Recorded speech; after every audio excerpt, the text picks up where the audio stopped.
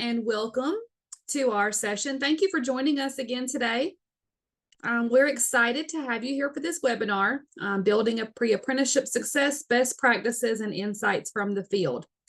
And this webinar is the second in our three-part series on understanding, building, and delivering pre-apprenticeships. So today we're going to build on what we learned on Tuesday when we defined the basic elements of pre-apprenticeship and apprenticeship programs by discussing strategies for how you can build pre-apprenticeship programs.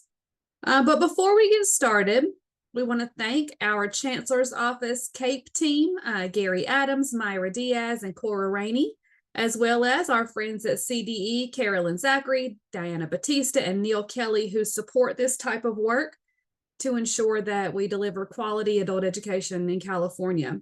We'd also like to welcome and thank Chancellor's Office Apprenticeship Program Lead Sabrina Aguilar for joining us today and supporting apprenticeships throughout the state. So as we're going through the presentation, keep an eye on the chat and the Q&A where Myra and Sabrina and others, Debbie may be adding resources to support what John is sharing or to answer your questions. We'd also like to thank Holly and the SCOE TAP team for the support they provide to us and to all of you in the field. Before I turn it over to John, I'd like to introduce our team of presenters. We are from WestEd, where we provide professional development and technical assistance to CAPE programs. I'm Megan McBride, Senior Program Manager for Adult Education, and I'm joined by my colleagues, John Brower, Senior Program Manager for Workforce and Economic Development, and Debbie Pizzuto, Senior Program Associate. John will introduce our panelist, Casey, later. Throughout today's presentation, Debbie will be monitoring the Q&A, so please feel free to drop your questions there. Some of them we'll go live with and let John answer, and others, as I mentioned, Debbie or Myra will be answering, or Sabrina. So use the Q&A for your questions. It's a little easier for us to manage that there. So we hope to keep the conversation interactive doing that. And without further ado, leading our pre-apprenticeship webinar series is John Brower. As I shared with you all Tuesday, John has over a decade of experience in delivering pre-apprenticeship and apprenticeship programs across various sectors and regions in California. Prior to joining WestEd, he spent 11 years as the Workforce and Economic Development Director at the California Labor Federation, and he also served 11 years on the California Workforce Board. So we are excited to bring you John's invaluable and extensive experience. So take it away, John. Thank you. And good afternoon or good morning, everybody. Glad to be here. I got to give a caveat, which is I'm a little bit under the weather, so you may hear me cough occasionally this morning, unfortunately, and sipping some water. But I will try and be clear and lucid throughout this conversation that we're about to have here. So I'm excited. Last webinar, we walked through kind of the basic differences and mechanics of a registered apprenticeship, formal pre-apprenticeship as it relates to California, and the difference in terms of DAS and DOL registration, and then finally informal apprenticeship or job readiness programs. And so today I wanted to dive in a little bit more on sort of what might be the real aspects of pre-apprenticeship and job readiness that you need to think about, both from a learner, potential worker standpoint, as well as from meeting industry demand. And as part of that, I've invited a colleague of mine, Casey Gallagher, from the Machinist Institute, to kind of give you some industry perspective on some of this. Casey has a lot of experience, having worked with a number of you similar stakeholders too, in creating job readiness, pre-apprenticeship, and apprenticeship programs around the state. And then lastly, I'm going to finish up with a link to some really good resources, in addition to what Sabrina Aguilar and the State Chancellor may share with you today. And so just kind of a quick recap. Formal pre-apprenticeship is the same thing or equivalent to an apprenticeship readiness program, that it's created in partnership with industry to prepare young folks and adults to enter and succeed into registered programs, apprentice programs. that is kind of slightly different than the idea of job readiness or informal pre-apprentice programs, which I think some of you may be interested in starting anyway, which is a training designed to increase or upgrade specific academic, cognitive, or physical skill requirements as prerequisites for entry into a specific trade or occupation. They can vary quite a bit in terms of their length and scope, and they may include things around basic skills and other things that I'll talk about shortly.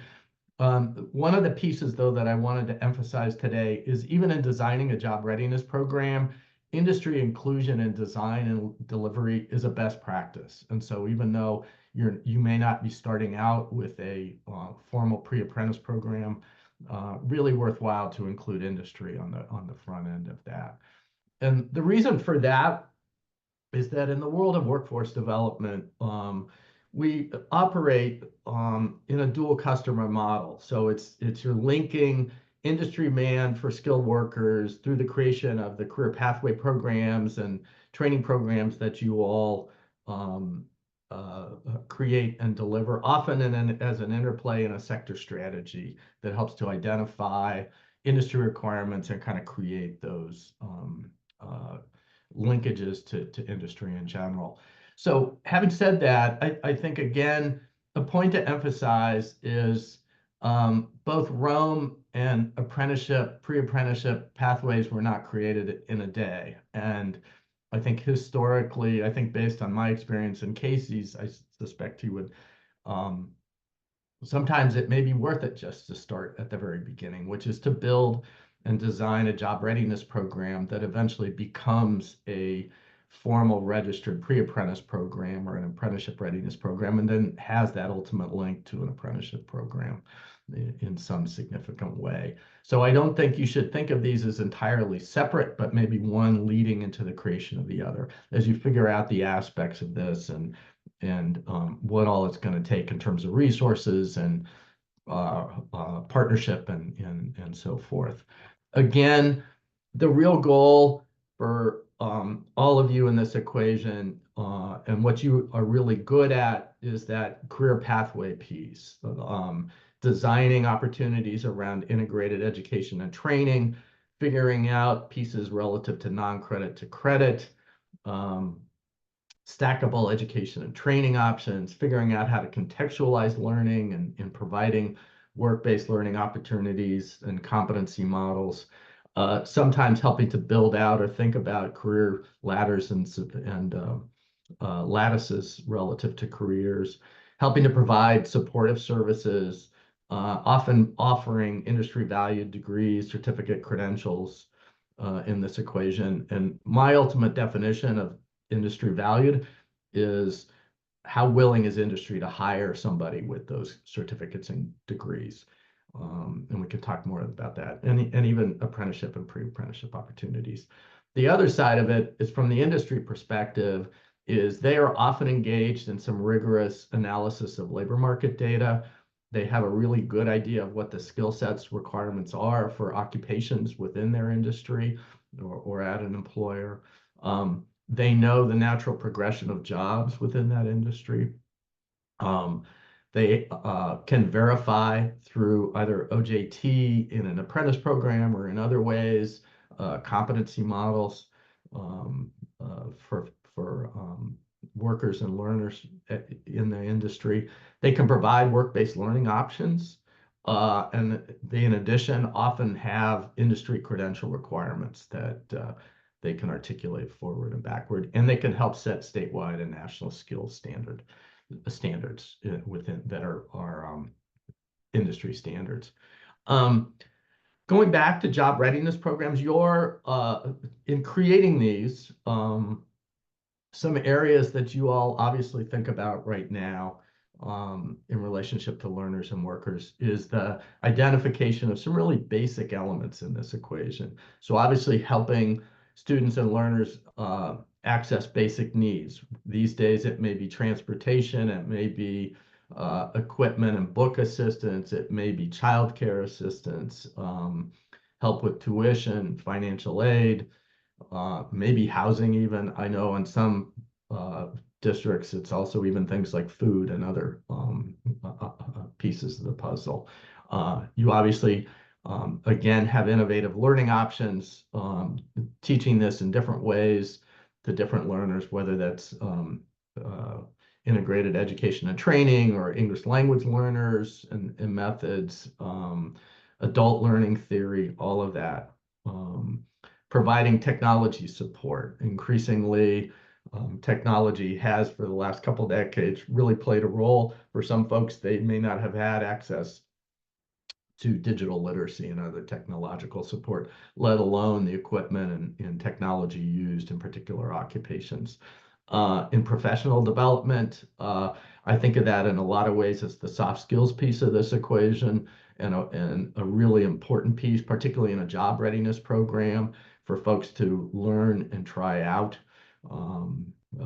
professional development soft skills in a workplace, as well as learning new, obviously, an introduction to new skills in general. The other piece that I want to really emphasize, and I think it's why we're all here, is the notion of providing this education and training and in job readiness and pre-apprentice programs is basically to build the self-efficacy of your learners in this equation, that their individual belief in their capacity to act in ways necessary to reach specific goals.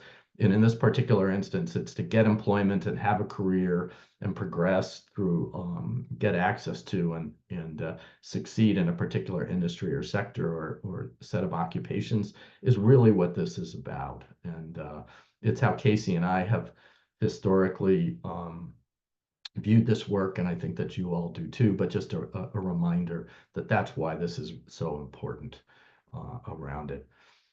And again, I'll go back to the linking of this with the kind of industry side of this piece of equation. So again, I just kind of wanted to reference that professional development side. These are some of the areas as you're designing a job readiness program, thinking about ways, either because of industry demand or because of who your population is and who they may want to engage around, is contextualizing and incorporating these kinds of things into your actual job readiness program. And things like teamwork, learning how to read blueprints or negotiate or problem solve are a number of those kinds of things. Debbie, did you got some questions already for us? Yeah, great question about CTE. So someone asked, from a K-12 perspective, would job readiness be considered CTE classes? Yes, I think that it's a way to put yourself in there. I was part of advising for the California Partnership Academies and some of the link learning, and those had folks from the industry where you're introducing folks to the industry, so career awareness and career services as a starting point, and learning some of these basic skills in relationship to the industry and the workplace are definitely incorporated within CTE, or should be incorporated into CTE. Correct. That was the only question we had for now. Okay. And again, I'm just kind of going back to that piece of linking the pathways and then these industry requirements. And so I kind of wanted, where we're going to go is I wanted to have a conversation with Casey Gallagher from the Machinist Institute.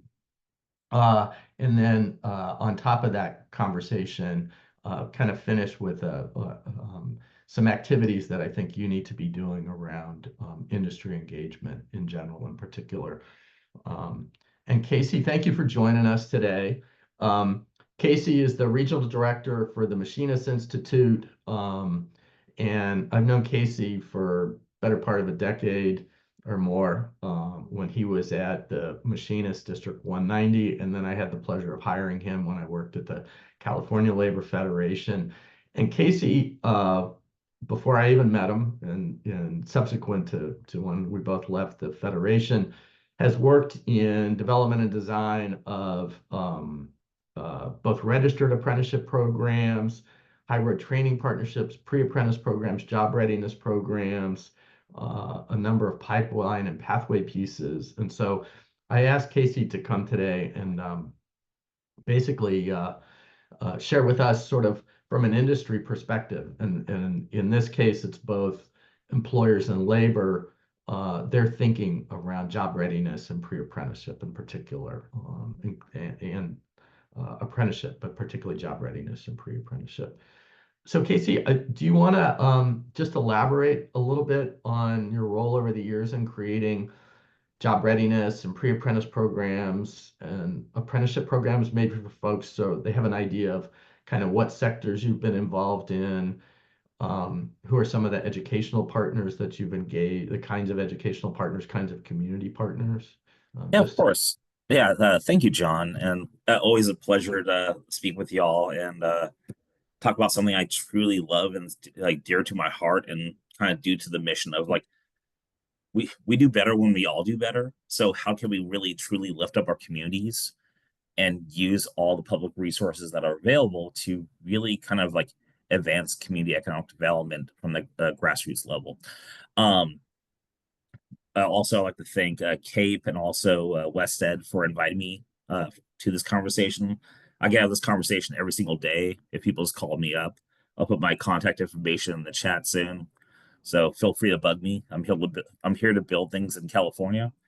Also, I'm happy to see a whole bunch of friends and familiar faces, names pop up in the chat. So fabulous. Kind of so. I think over the past decade, I guess, I've been building apprenticeship programs, pathway pieces, pre-apprenticeship programs, a lot within originally with the machinist union. When I originally met John was within like automotive, the industrial trades, manufacturing, machining, industrial maintenance, everything that falls into that. And then when working for the Labor Federation, I was working heavily within anyone who's looking to build a good pathway that actually has equity in actual roots. My philosophy on all this is like, it takes us all to build something proper for our community members. We all can't do this alone. Now, as the California director for the Machinist Institute, I'm building out pathways, apprenticeship programs, both DOL, DAS, and also job readiness programs for folks to kind of explore careers and pathways within either machine manufacturing, advanced transportation, zero emission transportation, repair, maintenance, and everything that falls in between. I'm not sure if I answered your question, John, but hopefully we can jump off a conversation on this. Well, is there anything else you wanted to share about the Machinist Institute, its origins and history? Oh yeah, of course. So Machinist Institute is the nonprofit arm of the. I put the website in the chat so everyone could kind of check us out. We're the nonprofit arm of the Machinist Union, started by District 751 up in Seattle. This was created as a need for like, how do we grow opportunities for not just current members, but future members, but also how do we lift the industry as a union? To the aspect of like, how do we actually develop a portable skill set across manufacturing, across industrial maintenance, or even automotive and heavy duty truck repair, to actually really kind of provide that opportunity, as John's kind of mentioning, the self-efficacy of like, how do we give people the tools and the freedom to actually go into a career that they're passionate about and be able to not just provide upward mobility for them, but also mobility to actually take these portable certificates, industry recognized certificates, anywhere where they please.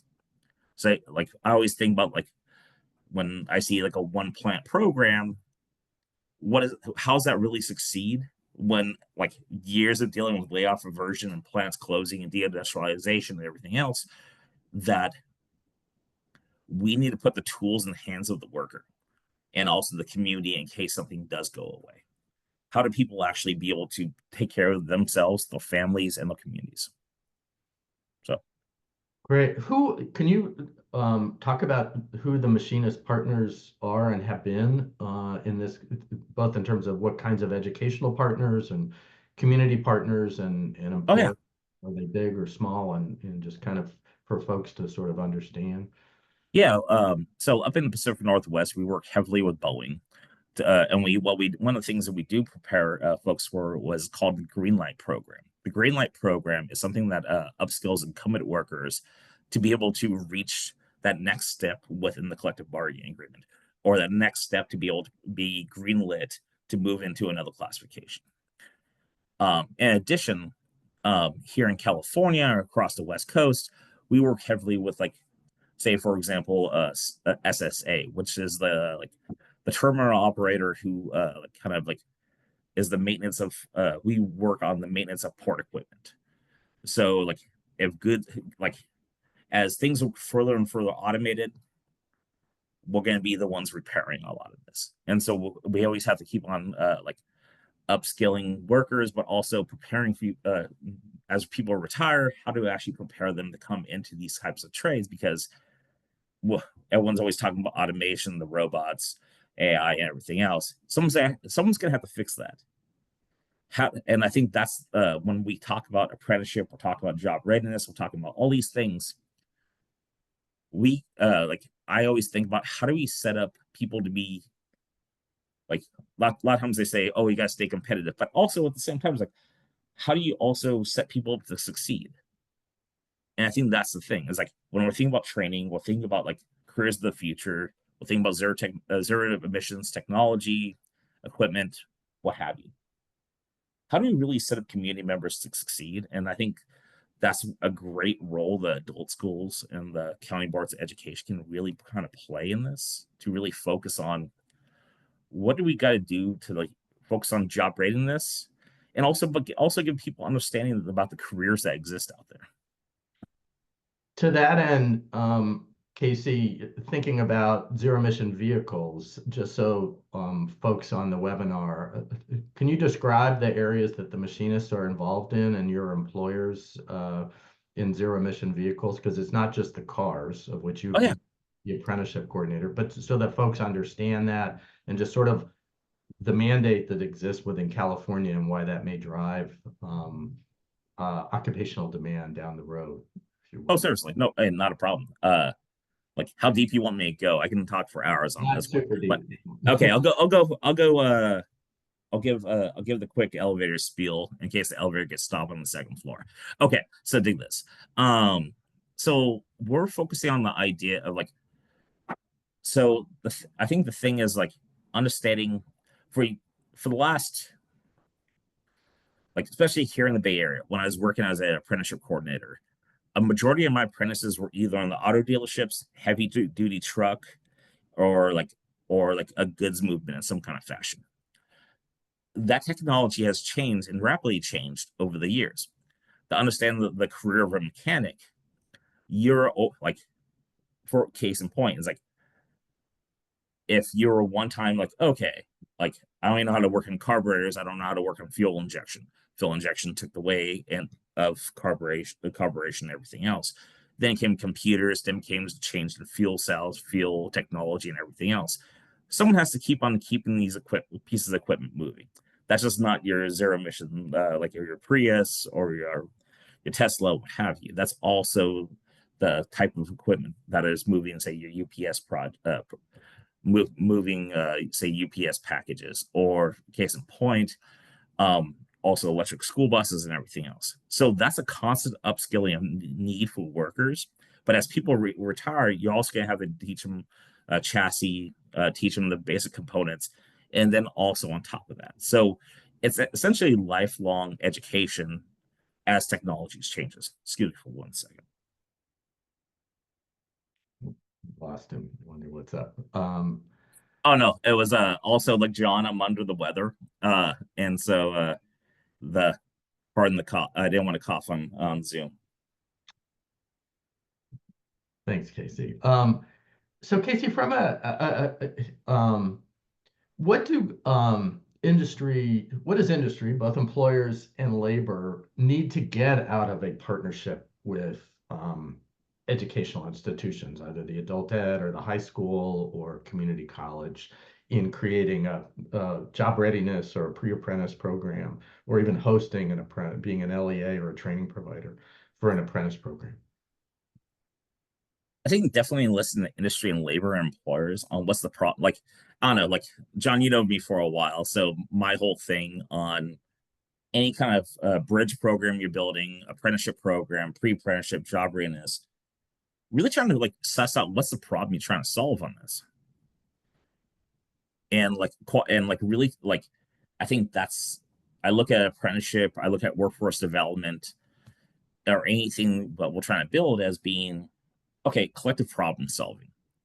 Like, what's the tools that adult ed or ROP or can really kind of solve in this, of either giving folks the tools to be able to get that job, or like case in point of like, okay, how can you really some things don't like, I feel weird when I say the term traditional and non-traditional apprenticeship programs or what have you, but how can education really kind of like serve that role in one, providing the theoretical aspect, but also like really arming community members with the tools to get employed. I think understanding that, like what's kind of mentioned earlier, is like, hey, you know what, we all can't do this by ourselves.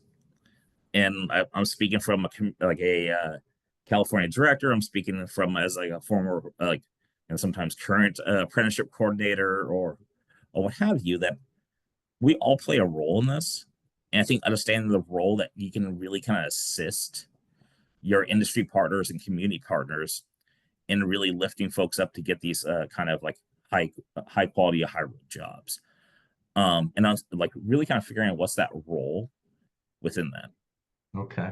And so, I mean, I think historically, one of the things I've kind of learned, and I think you've seen and you mentioned a minute ago, and I kind of wanted to go back to it just so folks understand, is really on an industry engagement, a lot of it is asking, with your job readiness or your pre-apprentice program, what are you trying to solve? And that could be providing access to community into particular occupations. So there may be desire or interest in them diversifying their workforce. There may be an interest in, they've got technology challenges that they need to either reskill existing workers or upskill new workers in meeting that particular demand. It may be the fact that they're having job growth. And so Casey and I, for instance, worked with California Transit Works, which is transit agencies and transit unions around the state.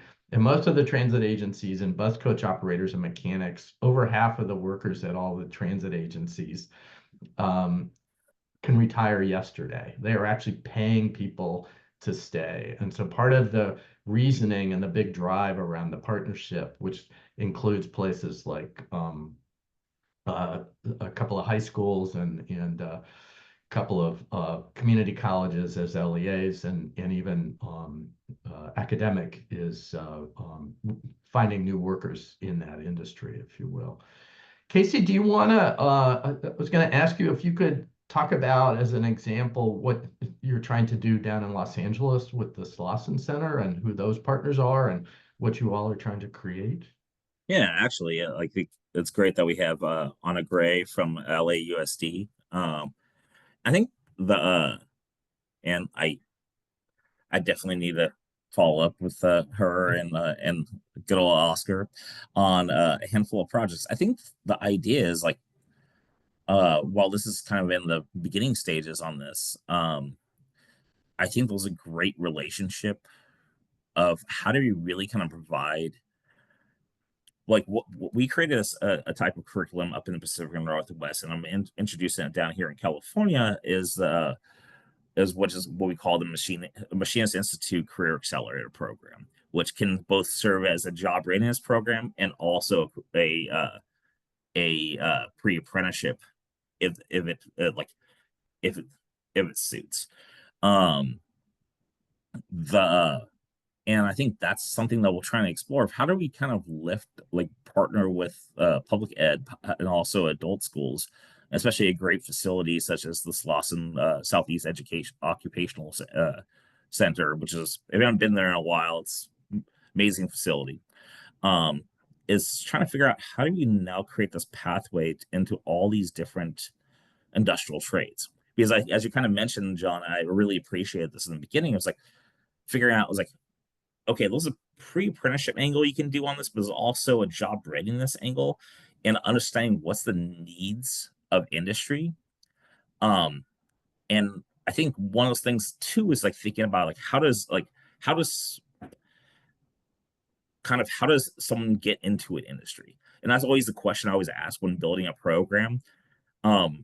I wish within the trades and industries and sectors I operate in, it was a dispatch model where it's like, oh, cool. Like, you know what? I'm going to train 30 people and I can send them to all these shops and like easy peasy. However, like if you're talking about building an apprenticeship program, pre-apprenticeship program, job readiness, or what have you, is understanding how does the industry operate and how does, like, if there are established apprenticeship programs within this, how do people actually get in? Case in point, within say the machinist trades or the like industrial maintenance or industrial repair, what have you, it often takes an employer to hire someone before they get into an apprenticeship program.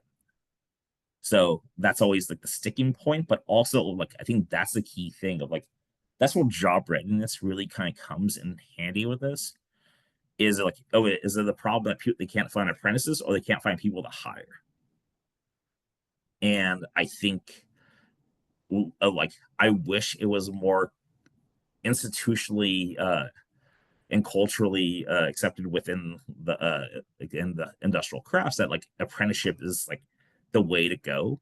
But oftentimes we're still trying to get it manufacturers, employers to really kind of buy into like, you know what? Like as you mentioned, it was like,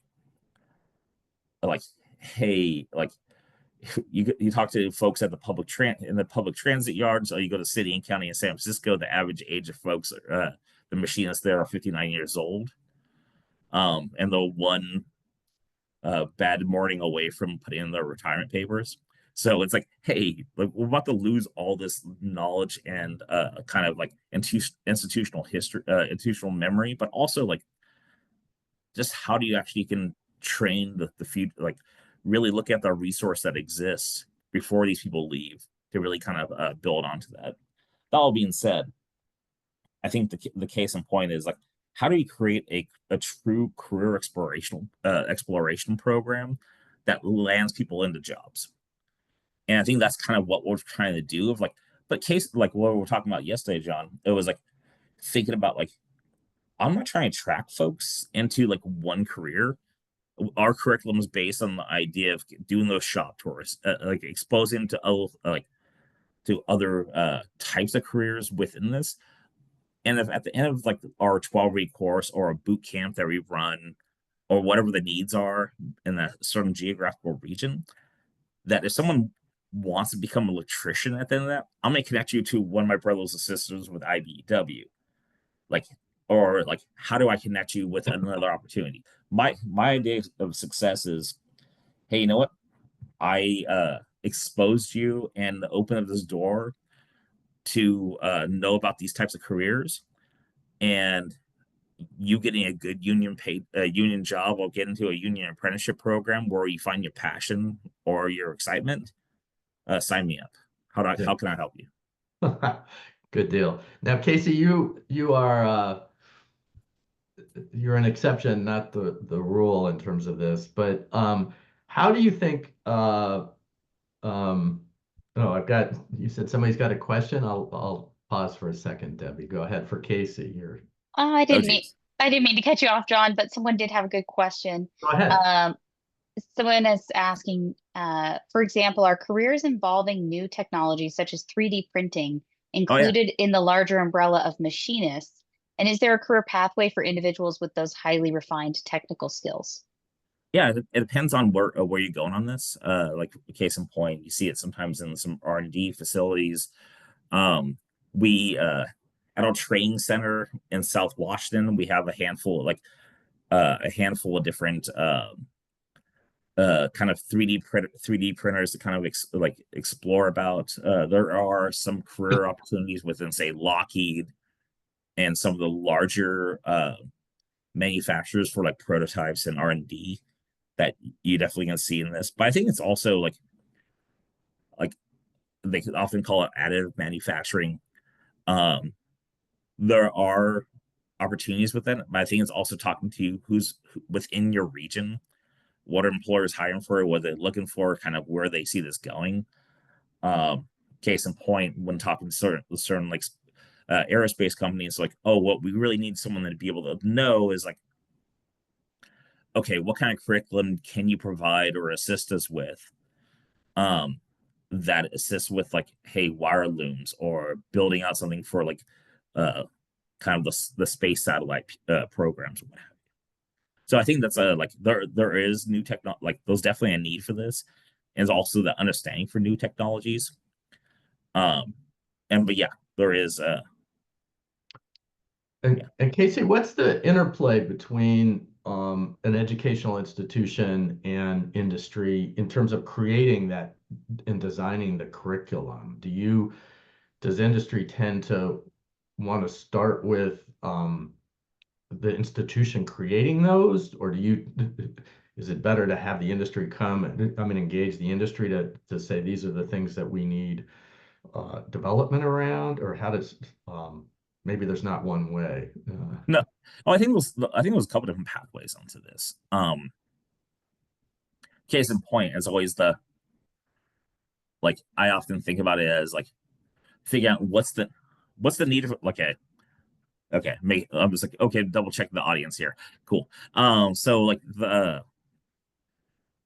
thinking of, because my interest always is how do we build folks for the industry, not just a single employer, but there's always the need for kind of one-off single employer pieces. But I want to like figure out where the industry is going, where's the general theoretical piece on this, and that's why I love apprenticeship so much. Is that, and I'll go back to your question in a second. This is going somewhere. That the idea of like, okay, what's the theoretical aspect that aligns with the practice on the job training that can happen at an employer setting? Where I often go with this is, okay, like figuring out, it's like, okay, what does the employer need? But also, how do we set up the apprentice or the community member or participant for success? That is like, okay, understanding the employer might need this, but for full success of the apprentice, going, okay, here's the kind of new industry recognized credentials that exist. It's like, okay, because we have subscriptions to the Tooling U, Almatrol, all the kind of large national crediting bodies as well as nonprofits. It's like, okay, what can be delivered at like what already exists at, say, like a community college, an adult school, but also how can we take our curriculum or curriculum that's recognized by a national body or certificate program and they either introduce it into a college program, an adult school that might not already have it, or if they already have it, how do we actually kind of like, it's basically a puzzle. How do we fix this puzzle of like, not so much fix the puzzle, but complete the puzzle of really fulfilling those needs of, so there's multiple different ways of doing this. Like, okay. do you do all the edges or do you put the centerpieces together? Yeah. Like, my main thing is like figuring out like, okay, what does the local resources have? Is like, hey, is already a machine shop that exists that needs either people in that class or, case in point, like they need to update some curriculum. Like talking to some high schools, they're like, hey, we have all this equipment. We don't really have curriculum because people forgot about the machine shop on the other side of campus. How can we boost this up to lead towards folks getting jobs? You got another question on pathways, but before that, I just kind of wanted to highlight a point that Casey made that he and I have kind of had agreement on, which is one of the beauties of apprenticeship in general, in addition to actually teaching some specific curriculum and skill sets, is oftentimes what's can be missing and is needed on that career pathway piece, is the idea of teaching the theory behind the sector and the work, the practices. So in manufacturing, it could be basic theories of production and manufacturing and that kind of thing. So that in particularly non-traditional sectors, it's kind of missing. So Debbie, do you want to ask the other question? Go ahead. Yeah, Joanna has a question. Can you give more details on what activities you do to introduce the various career pathways during the pre-apprenticeship program? Oh yeah, of course. So like, one of the things that it's all about hands-on, because like I can talk to folks about like do the whole job speech, come in, like I've done this a handful of times. So like our friends of like in the MC3 programs, the construction trades programs, like, oh, come talk about other things. But like it's not until someone really kind of sees something, like case in point. So and some of our programs that we've done is like kind of intro to electronics. So we've had like job like either high school kids or like participants build like a Bluetooth speaker. How do you also take apart like a one stroke motor or what have you, like a single cylinder motor or engine, pardon me, or how do you actually go like here's all the basic principles you may be learning around like say 3D printing or mills or lathes, and the kind of really kind of like or giving them kind of hands-on another great opportunity that we've done is work with like say Snap-on and do like what's something that actually can be transferred within say like machine operators, quality assurance, but also you need within say industrial repair or rebuilding engines is like Snap-on like think about a credential such as like a Snap-on precision measurement toolkit of like, hey, how can I get someone like a certificate in the resume that hey, when you're done with us, or not done with us, but when you've gone through a course, is that like, hey, you know what? I want you to have a binder, yay thick, of like actual things that employers recognize that can open the door for you in different ways. That not only you know how to like utilize really expensive equipment, but you also like you actually know what it does and why you use it in certain situations. Another great thing is it's all about hands-on. Depending on it doesn't matter the age of the participant. If someone can actually get their hands on something on like, or even realizing like, okay, like I always talk like shop tours are great. Talking to folks who actually do the work, actually seeing folks do the work, and just taking something apart and putting it back together. It's that like really kind of praising and like lifting up what I often refer to as that applied critical thinking skills that oftentimes not valued within education. That like sometimes folks like have been I won't go on my soapbox about skilled and unskilled labor, but I think it's the thing of like folks recognizing that you already kind of if you have this ability within you, this is a way you can really lift this up and make a solid career on this. So hopefully that answers your question. Yeah, I only have one more Okay. in relation to, well, I've got two more. The last one's Okay. how to reach you, but what do you think it takes for industry to provide work-based learning opportunities? Good question. Do educational institutions need to come with resources in that regard? Or is industry ever able to provide those without institutions or partners coming fully resourced? What do you think it takes for them to see value and do that? I think there's a lot of like I think sometimes the problem is industry like for too long we all haven't been talking to each other, and I wish there was like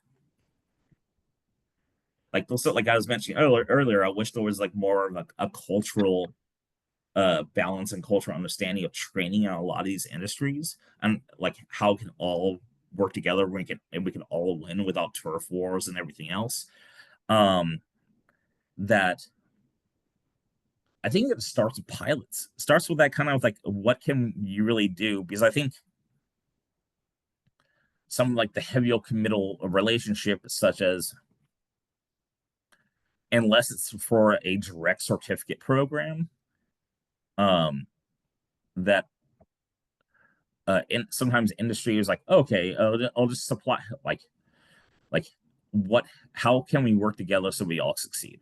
That being said, thinking about like approach it, like unless it's like a full-on certificate program that workers need at a certain plant, factory, facility, firm, whatever you want to call it, department, that sometimes employers are not going to see the value in, like, okay, why are we going to pay for this? Because like, if this is not going to be like, hey, we need all the workers trained up on, like, say, I think, what was it called, like, case in point, thinking about like the changes in zero emissions exhaust and emission systems connected to, say, heavy duty trucks within the Port of Oakland, or something very specific.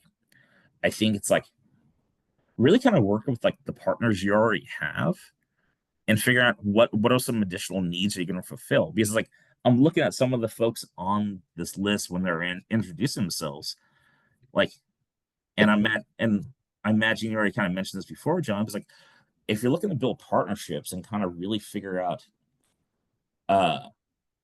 like how you can really kind of grow this, either a job readiness piece or fulfill the needs to solve some problems within the adult ed community, is like, most of you already serve as local educational agencies to a whole bunch of apprenticeship programs. And it's like that, this is a key point of following up. It's like, hey, how can we help you grow this and help you grow the other opportunities on this? Because like, you're already serving a critical need on this, on, or like really, like, especially with construction or like any of the other programs, like really kind of reach out to your partners and figure out, hey, what other gaps can we fix? Because apprenticeship standards, industry, technology, all these things are constantly changing. Always look at apprenticeship standards program as living documents that will all, like, we have this whole partnership of all these people: education, government, labor, industry, employers, you name it. Like, it's one of the only workforce development solutions that, from the get-go, the investments, the conversation, the reason you're building this in the first place is setting up for the success of students and for apprentices. You want them all to succeed, and that's the whole point of the investment. I'm not sure if I'm really answering your question, but I can put my soapbox box back up and keep on talking about this if you want. Well, Casey, I think that's thanks for joining me today in the conversation. I want to make sure that it's your email is up here, and folks should feel comfortable to reach out to you for partnership with the Machinist Institute in relationship to Casey going forward. Stick around if you want to join the last little bit that we've got here, Case. Yeah, of I course. just some other things I wanted to kind of touch on, and then go to a resource page that I wanted folks to be aware of if you haven't already, which is in that initial discussion, and some of which Casey and I talked about today, is starting with just becoming aware of existing apprentice programs in the region. He just made this point that you have some folks who have that industry partnership, and engaging them as one possible starting place. That in addition, there are other regional initiatives: Strong Workforce, California Jobs First. The local workforce boards also have strategic initiatives that you should be thinking about intersecting with in terms of industry. Understanding, the goal of this is really to understand general industry demand as well as specific occupational demand. So we talked about earlier the notion of changes in technology or the aging of the population. It may also be that there are mandates from the state or from the country that are driving investments that will also then in turn these occupations. So the whole idea around California has zero emission goals relative to public transportation, heavy duty trucks, and zero emission automobiles between 2035 and 2040 that are really going to change a lot of the occupational demand and skill sets. And that's an opportunity that you should pay attention to. And then obviously, I think you kind of heard it a little bit from Casey in relationship to things like work-based learning and other things. Is just starting to understand what that return on investment for the industry partner is to participate. What do they need to get out of it? What's the problem they're trying to address? And start by trying to identify industry champions, folks of like Casey, and just what their general level of buy-in around it. And again, to kind of go back to what we had on Tuesday, is just starting with the occupations and the sectors. What do you then thinking about in terms of preparing your students to enter into within a particular sector or subsectors of it. Some of your early discussions should focus on the structure in creating partnership. Your early discussions too, maybe after some initial conversations, what might be the focus of the structure and governance of the program? I mean, I think somebody's asking about staffing CTE and that kind of thing. But having that conversation with industry from the start is a really good way to help part of baking in their support and involvement in the equation. You've got a number of ongoing questions that folks, what stakeholders are required to enable the partnership to proactively address local industry workforce needs? What are the elements of the program that stakeholders will need to include to make sure that it meets industry demand, it's worker learner centered and kind of community focused? Asking yourself, is the program meeting labor market needs for occupations in the region, or is it increasing access and equity relative to that? Are there specific industry needs that you wish to meet through the creation of the program, such as greater access for particular communities of learners and workers in that? And does the community have similar or other interests from those stated above? Something different from industry and education, but that they are also really involved in. And I won't go through all of these, but just how will the program be evaluated and success gets defined?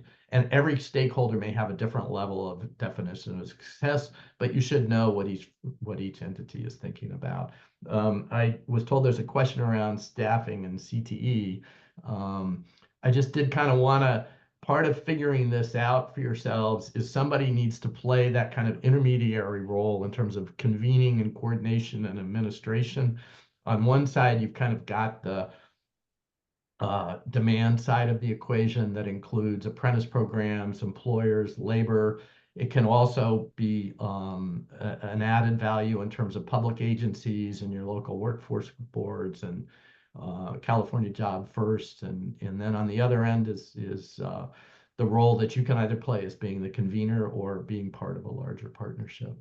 And John, that question specifically was around connecting high schools with interested individuals to teach CTE courses. I don't know if you've got some resources for that. I don't specifically. That may be a more appropriate one for the chancellors and CDE to answer. I don't know if Casey, you've got insights. Oh yeah. So I think definitely that's like I work with a whole bunch of like community college, adult schools, and everyone else under the sun within. Is we want folks to get credit. We want folks to really kind of really enhance the public good of the public dollars going through our programs. I think one of the amazing things that kind of realizing is like, hey, wait, like when I talk to, I know we're running out of time. I'll make this short, even though I'm not good at making things short. Is the idea of how do you kind of like, that's where industry comes in and industry partners. Like sometimes like, I always feel bad being like everyone from education usually approaches us or approaches other folks like, oh, how can we help you? But I like to flip it on its head. It's like, how can industry, labor and employers really assist education? Because qualified instructors is something that's like definitely going by the wayside. And it's like, how can we work together? So talk to your industry partners Because as John was mentioning, is like my vision of workforce development and apprenticeship, especially in the like industries I look at, is like I look at the working lives of community members, and it's like case in point is like I already know a handful of like instructors that retire out of the port in Long Beach or in LA that are now teaching automotive courses, teaching machining courses, and everything else. Like you open that door and reach out to industry, going, "Hey, I imagine you have some folks that are retiring that are looking to still do something." So that's a valuable resource to think of, not just as like the civil tsunami and like this crisis that's going to happen by people retiring. It's like people want to give back, and you give them a vehicle to give back. That's something that I can assist with, at least in my trades. But think about the industries that you work with, and I imagine you can find someone who's looking to kind of continue like handing down the torch. So Okay, and so the last thing I just want to share, I kind of cut through a bunch of slides relative to sector initiatives. I did want to share this website with you all. The Department of Industrial Relations, which is within the California State Labor Agency and has within it the Division of Apprenticeship Standards, has a really great website relative to funding sources, both in terms of navigating registered apprenticeship funding sources. It in turn has links to some of the funds that DAS and the Chancellor's Office are administering, as well as other programs. So the Apprenticeship Innovation Funding, California Apprenticeship Initiative, the Opportunity Youth Apprenticeship Grant Program that's there, as well as some federal ones in that particular area of work. It also has apprenticeship adjacent funding. So there's links in here to, some of them you'll recognize and know, but in terms of strong workforce or the local workforce boards or high road training partnerships, as well as correction workforce partnership pieces. And then apprenticeship possible funding. And some of them, again, you probably, when you go to these particular sites, are really worthwhile. And again, the point I made earlier that there are initiatives even outside of the education system and other parts of the state that have initiatives relative to climate change or healthcare or transit or technology that I think are worthwhile and folks should think about as they're trying to find and braid and blend resources. There's also a link on the far side to DAS's everything from their standards to their grant programs more specifically. There's a apprenticeship data in there. So I just think this is a really worthwhile site. I'm really glad that the state had created. I'm sure that there's Myra and Sabrina have at the Chancellor's Office, some of which are probably on this page as linked to this as well, have some resources for you. But I wanted to share that before we got to the end here. So, and again, Casey, thanks for joining us. And Debbie, I'll hand it back to you. Thank you. And John, would you be able to add that link into the chat, please? To that website there. And thank you again, Casey. That was really wonderful information, and your expertise is highly valuable. So thank you. Oh, my pleasure. This concludes our session. Thank you to everyone for attending and engaging in the conversation with us and our peers. Please feel free to reach out to us with any questions or additional thoughts. Once this is remediated, it'll all be shared out to you, along with some resources from the previous webinar and the following webinar that is next Tuesday, the 11th, at the same time. We want to thank SCOE TAP again for supporting all of our webinars, and I'll turn it over to SCOE TAP now for any last words. They'll also be providing a link to an evaluation question, so if you can hang around to get that, please. Yes. Thank you, Debbie. We do want to extend our gratitude to, of course, Debbie and Megan and John and Casey for providing this series. It is of high interest. My colleague Fabiha has dropped links in the chat for the evaluation today. We would be very interested in hearing your feedback on what went well, what we may improve. WestEd has worked very hard on this series, so let's give them that feedback. I know they are anxious to receive it.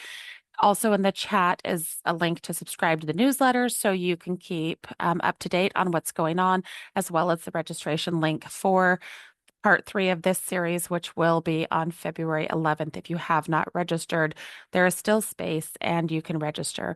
As Debbie mentioned, we are remediating these webinars.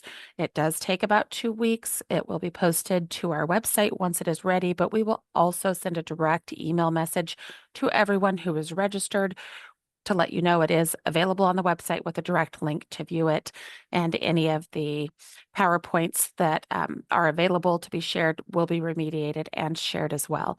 If you have not saved the chat, you should all have the ability. If you click on chat, and then there are 3 dots to the right-hand side, you should be able to click that and click Save Chat. That way you can save those links if you were not able to access them during the webinar. With that, thank you everyone for attending. Wested and team, thank you so much for part 2. We are looking forward to part 3 on the 11th. We will go ahead and close out and hope to see you all on the 11th. Have a great day, everyone. Bye-bye.